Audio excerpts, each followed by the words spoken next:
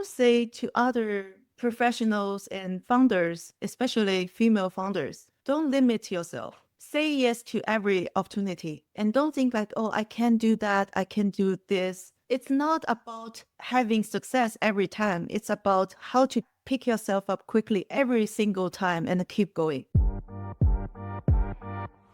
Welcome to the Secrets to Abundant Living podcast. Your guide on this journey is Amy Silvas, ready to unlock the keys to a life of true abundance. We're diving into everything from financial freedom and optimal health to meaningful relationships, geographic freedom, and everything in between. It's about creating a life rich in experiences, purpose, and joy. Get ready for empowering conversations, expert insights, and real-life stories that inspire you to live abundantly. If you're ready for the secrets to an abundant life, hit that subscribe button now, and let's get started. Secrets to Abundant Podcast community, welcome to another guest episode. I'm thrilled to introduce you all to my guest today, a fellow member of the UFC Trojan Network. But first, I just want to make sure you all know who I am since the podcast has been growing gratefully. My name is Amy Silvas.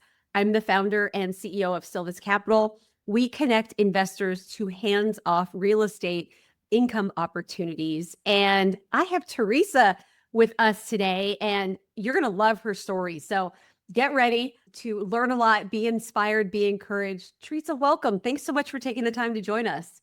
It's truly my pleasure. And I'm Teresa. I come from traditional Chinese family with a lot of physicians specialized in fertility health, women's health, and complicated cancer. So I grew up seeing my grandma treating patients coming from all over the world. And growing up, I didn't go to med school. So that's how I came in, build my startup from ground when I joined USC Marshall Business School. And starting from there, we are truly grateful for getting paying users from both US and Canada. We use an AI system tool to scan the tongue and analyze the full body health, which is very new and different for people here. So I'm excited to bring preventive health, a new approach, especially for women's hormonal health here. Wow. Your story is so impressive. There's so much to unpack here, Teresa. So I just love that you're willing to share. And a lot of our listeners are open to new perspectives, new ideas.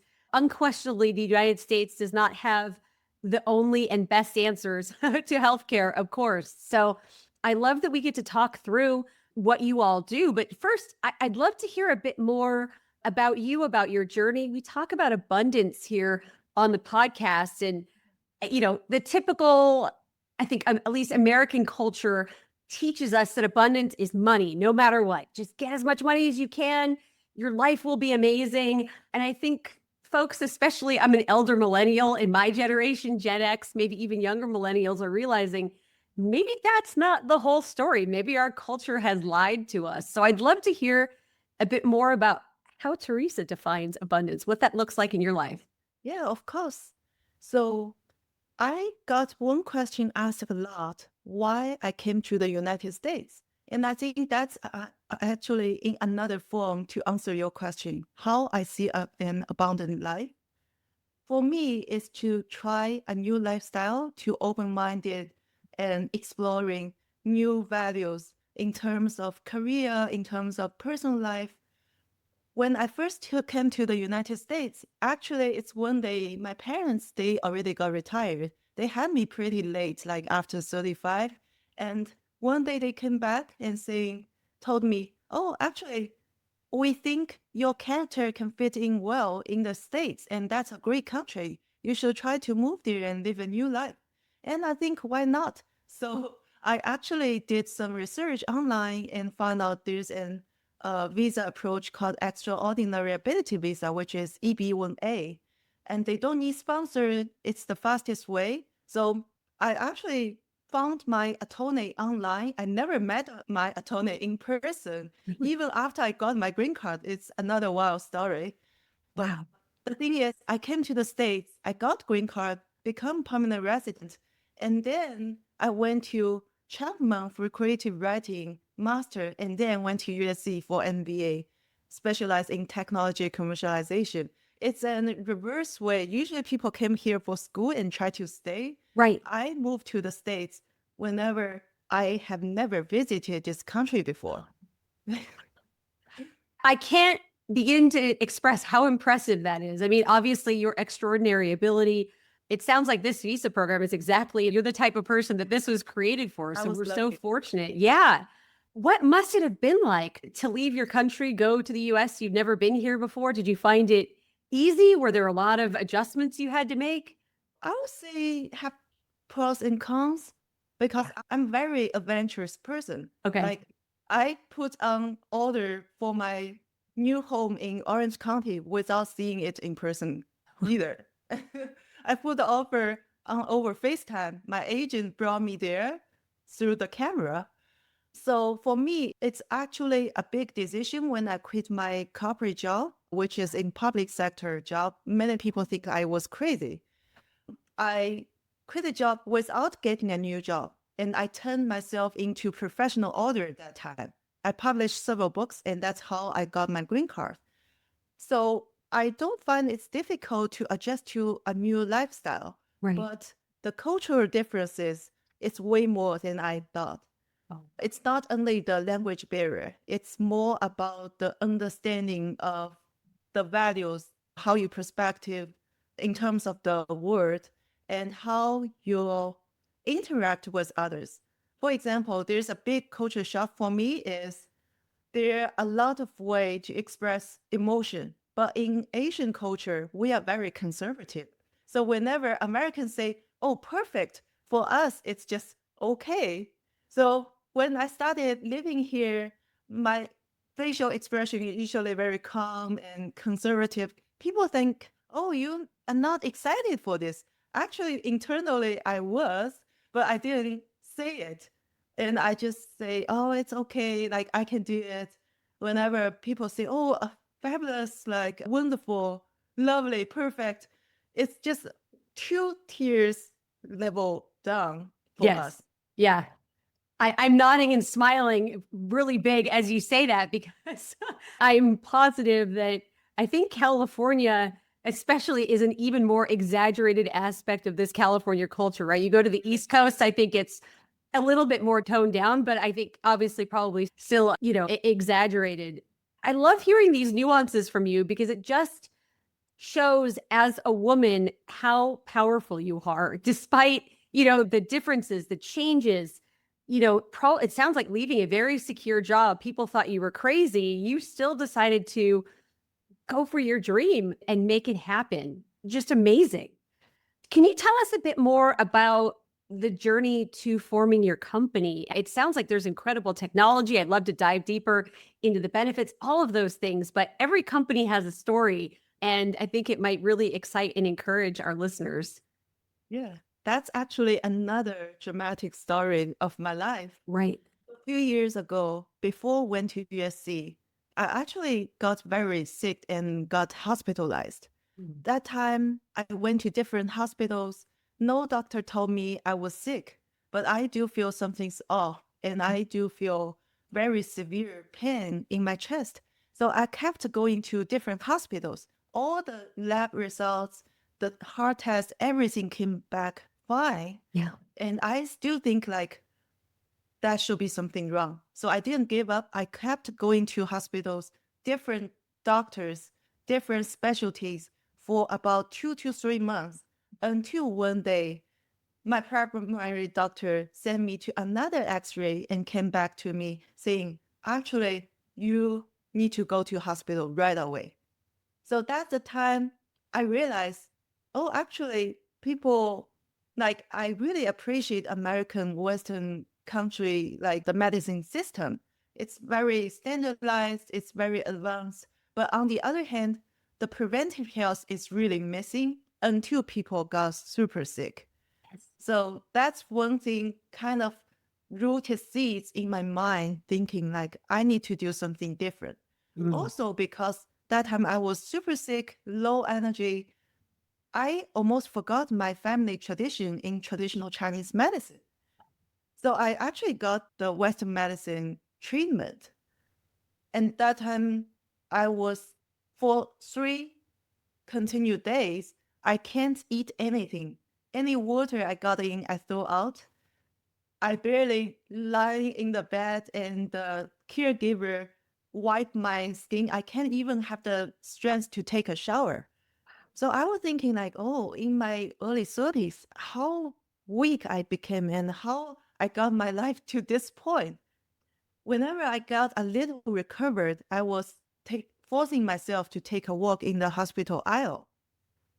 That time, every noise kind of annoying me.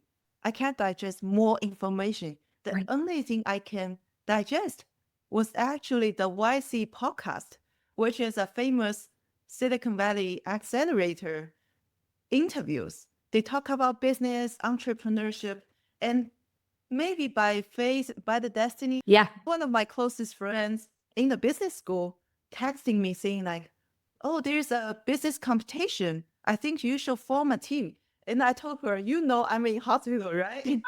What? But I actually began seriously thinking about it. And that time also another thing happened. The doctor told me I was sentenced to death of hormonal health. So the doctor told me I will get early menopause in my 30s and I will never have menstrual period. I have to take chemical drugs for the rest of my life to keep the hormonal lab test normal. And I think that's not going to work out for me. I might forget to use it. And I hate drugs like any medication. Yeah. So I took for a little bit and later, I didn't take it all, and I began to get back to my family tradition using customized herbal medicine. But also, I found it super difficult to collect all the herbs and cook into soup. It tastes bitter. Like, even I can't hold on to it, but I have to. Months later, I went on a trip with this close girlfriend to France. We didn't even change time zone differences, and we kept walking to museums, to restaurants. She was very shocked by my full of energy. Right. I was shocked too. I feel like a normal people again, and I almost forgot. Actually, 2 months before, I was totally disabled. Wow. What a And contrast. eventually, the lab test results came back fine. The hormonal health side, all the lab tests, I was normal. And the period came back. The doctor told me, actually, you are not in menopause. You are normal at your age. Even the results showing normal. And she asked me, oh, did you take the medication? I said, actually, I didn't, but I do take Chinese medicine. She was very surprised. I can saw like her face like lit up and think it's a miracle. But I grew up already see many failed IVF patients got babies naturally using Chinese medicine. And I think, well, my case was not the most extreme case. So that actually makes sense. And that's the moment I make up my mind. I think like I should form a company to make people have this access to world-class Chinese doctor, diagnosis formula, just like I do in the States. What a story. My goodness. Well, first of all, I'm delighted to hear that you're better. That's fantastic. To hear that your hormones might not always be right, you'll have early menopause, you'll have to take this medication for your whole life. That must have been absolutely devastating to be bedridden. And I love that you returned back to what you already knew, right? Sometimes the answers are, when we go back to basics, go back to where we're from, our families, our traditions. And I think, you know my story, my listeners know my story. I'm a benefactor of Western medicine, but I think in the United States, we're naive and selling ourselves very short to think that this is the only answer, this is the only way.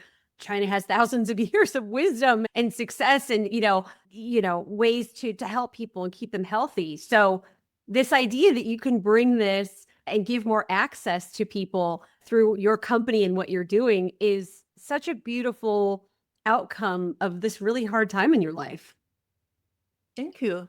It's quite a journey, like mentally and physically. I went through a lot of pain. Mm. definitely trained my mental strength. And I think that's like what God brought to us, like train us, get ready for something big. If I made it and I'm still here. I love that perspective. It is really interesting. And you have your MBA, I'm sure other classmates, you listen to that podcast. When we reflect just from a 30,000-foot view and we examine people who've done really interesting, powerful, transformational things in their lives and how they've given to the world, almost all of these people have been through something. It's almost as if struggle and pain, obviously, I don't think any of us would choose that, but that's the portal through which we're given the skills and the strength, just as you said, to achieve these extraordinary things. So I kind of have goosebumps when you say that because it makes so much sense. And you could have easily been very upset, and maybe you still are, with what you went through. It's not fair. You're young. Obviously, the Western medicine didn't serve you very well. Maybe you went through more pain and side effects than you should have. But instead, you have this perspective of, I figured it out. Now I'm going to give to other people in hopes that you can help them as well.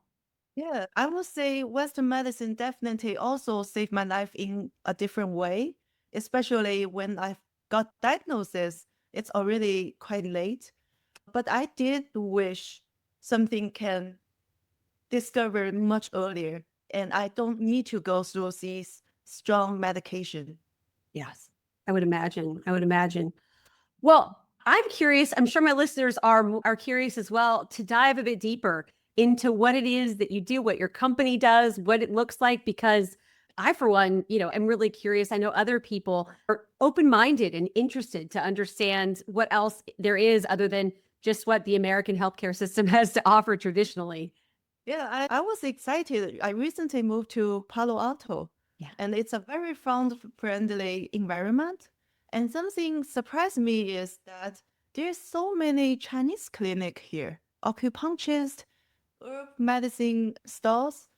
And whenever people ask me about my business, they will say, "Oh, probably your customers are most of Chinese living in the States," which is totally the opposite. I found out people here, like Americans, Europeans, they're more open to try like naturopathic doctor paths and just nature product approach, which is a nice surprise. People, whenever I went to an event, I talked to a lady because actually 4 out of 5 women have hormonal imbalances to a certain extent. Can be adult acne, can be hair loss, or can be green hair, belly fat, different kind. So whenever I talk to them, they're very willing to give it a shot. And my approach is really make the Chinese doctor diagnosis process standardized and minimalist.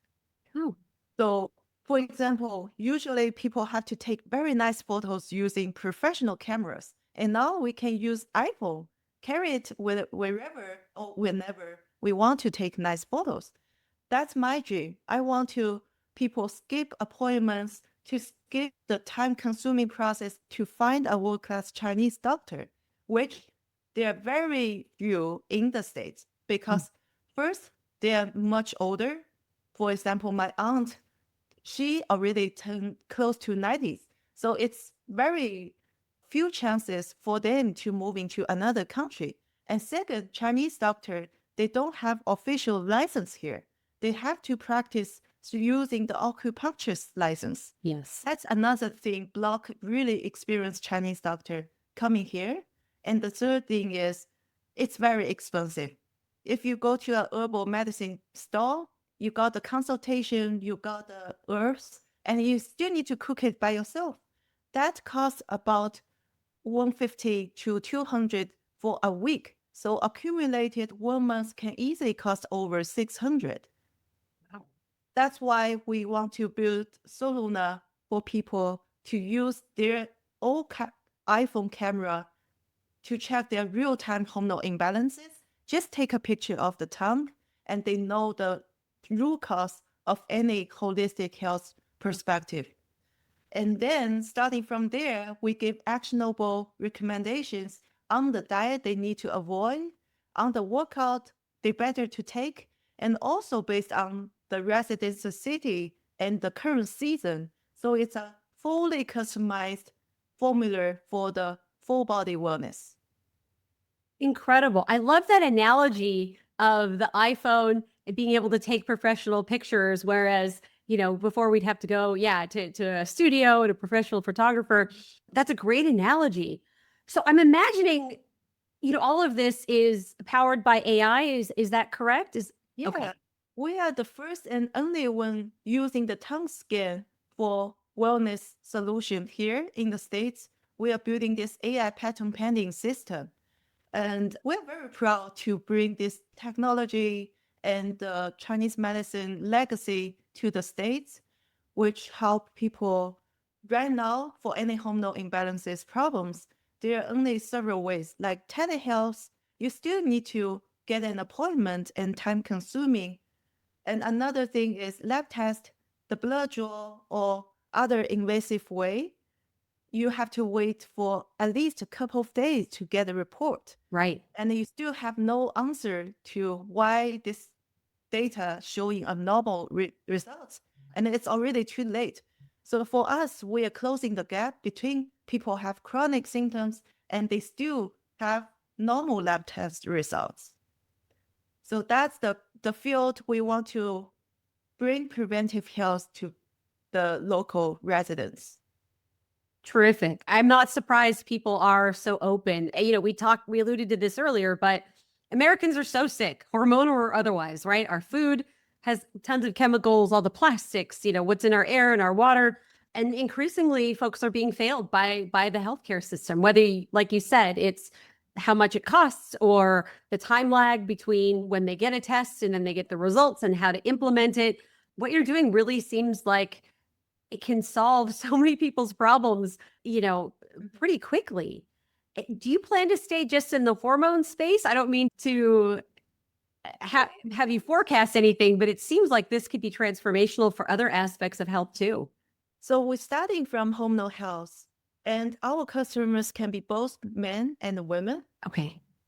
So later, we have the capacity to expand into other fields like diabetes, digestion, allergy, and anything like consumer longevity path. So Yeah. whenever I talk to a potential investor or a fellow founder, they usually ask me, oh, so you are B2B SaaS or you are digital health or you are consumer longevity.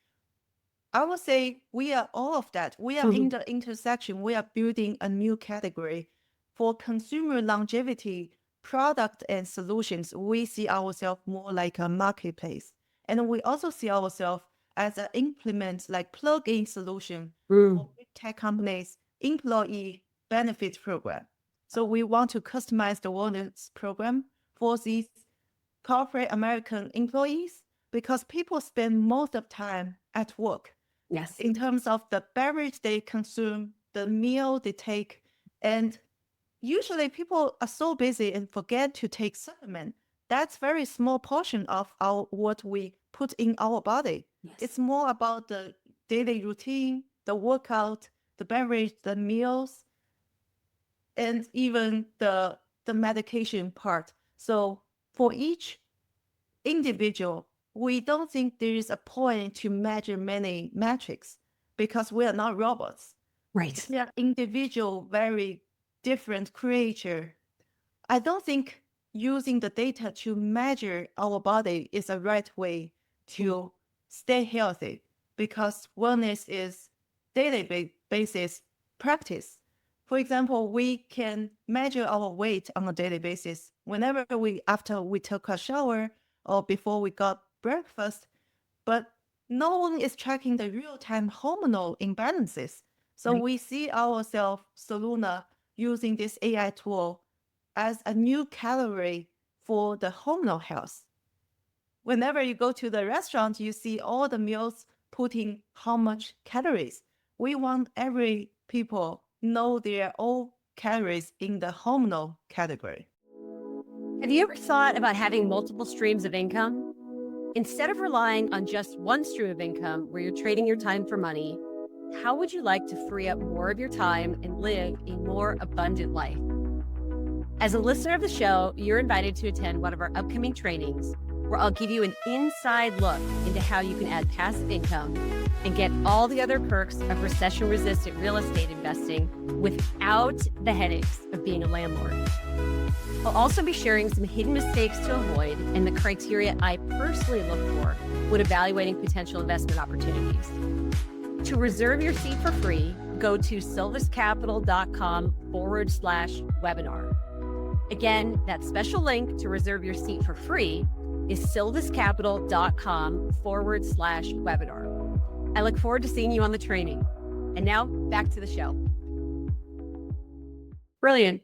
Just brilliant. Teresa, I'm finding myself at a little bit of loss for words because it's just so impressive what you've created. I'm curious what you see in Palo Alto. I know obviously it's a startup, very entrepreneurial area, but it still seems like that there's a lack of women in this space looking to be founders, looking to start. What has it been like for you as a woman getting this company off the ground, being a founder? Are you finding additional challenges being a woman? Do you feel like you're fitting right in and it's not really anything that's impacted you?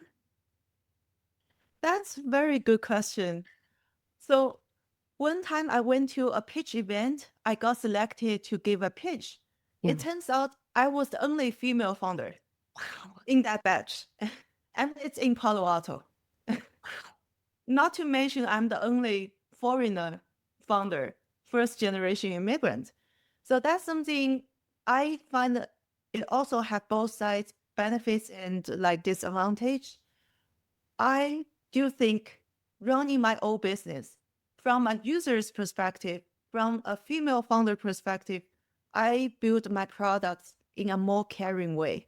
Yeah. I care about my consumers because I have been there. On the other side, female founder, we easily help each other. I can't remember how many times other female founders just share me new information on the events, on the person I shall talk to, give me warm intro. I'm so moved by all these kind of behavior, like action. Yeah, that's one reason I find this is founders' home in the Silicon Valley, in the Palo Alto Bay Area. This is just the nature of the founders here. Yeah. They are willing to help other founders. But on the other side, I would say women solo founder, first generation immigrant, especially older generation founder or investors, they might think, oh, you are too young, you're first time founder. Like they want to get more validation point to see you are serious. Yep. But I think that's also encouraging me to show more through actions. Like I'm fully committed to do my startup full time. I know a lot of founders talking about they are doing full time, which they do side hustles. I don't think it's a full time. And other thing, like I'm bootstrapping from the scratch. So I'm investing my own savings. Also I'm opening first round of my B2B approach for Soluna. So I also told potential investors, whenever the amount you put, I'm double down. I will matching your investment. That's my commitment. So like really, I'm trying to turn all these challenges into opportunities, and I'm grateful for all the connections I'm already building in San Francisco and Bay Area. It is so clear that your mindset is a huge contributor to your success. I mean, obstacles are just inevitable, whether you're just a person in life or whether you're a founder who happens to be a woman, who happens to be a first generation immigrant, who happen to have some health challenges. I mean, it's clear that that's, one of the big secrets to your success is your ability to really put your mind to something, see things from a positive perspective and keep going. I wish we had more women like you. And my hope is through this podcast and all the amazing listeners we have that we can encourage others to be inspired by your story and to follow their dreams to make a huge difference like you already are and you will as well. Yeah, community is the key, I think, also for building an abundant life. Like you have to put yourself out there and let people know what you are doing. And all the resources will come to you when they notice you are so determined and hardworking and try consistently. So that's a good sign.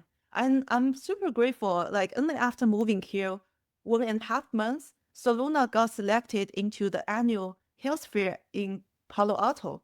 So that's a big thing for us. Very few startups join and picked for by then. Congratulations. Oh, that's so impressive.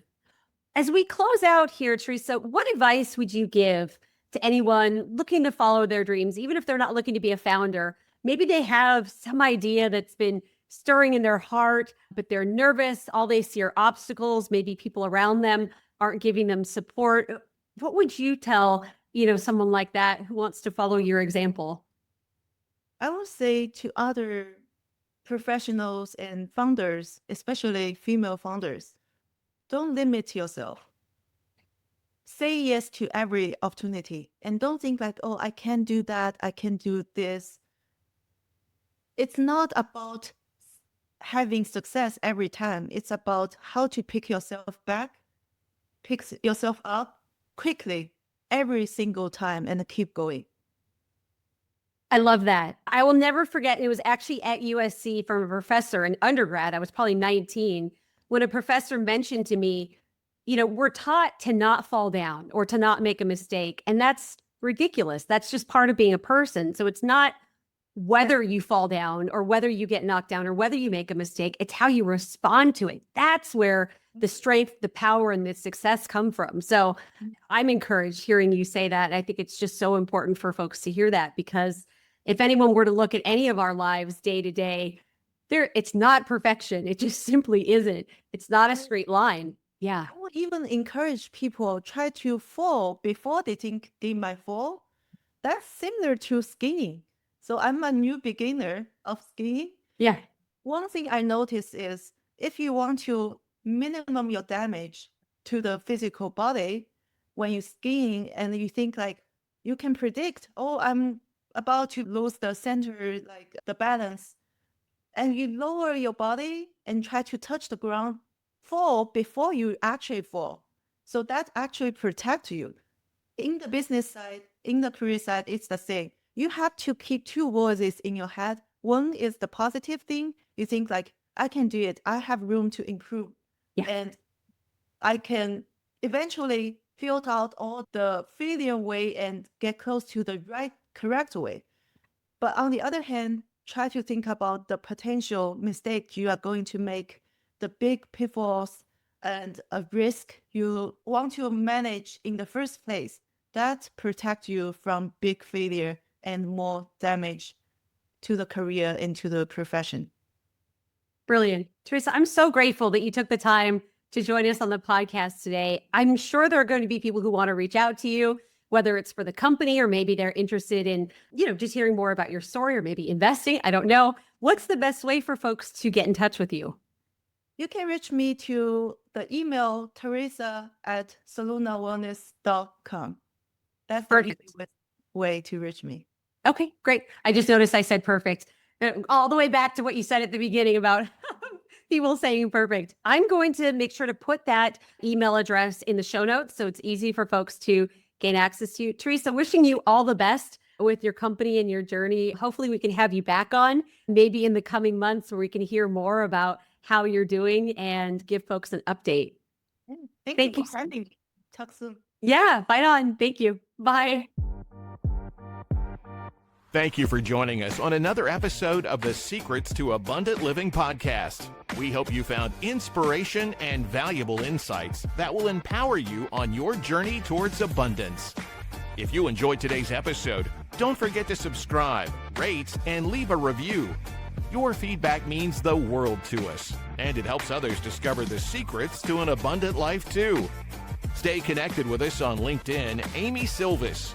Keep striving for your goals, nurturing your relationships, and embracing the adventure that is life. Until next time, we wish you an abundantly fulfilling day.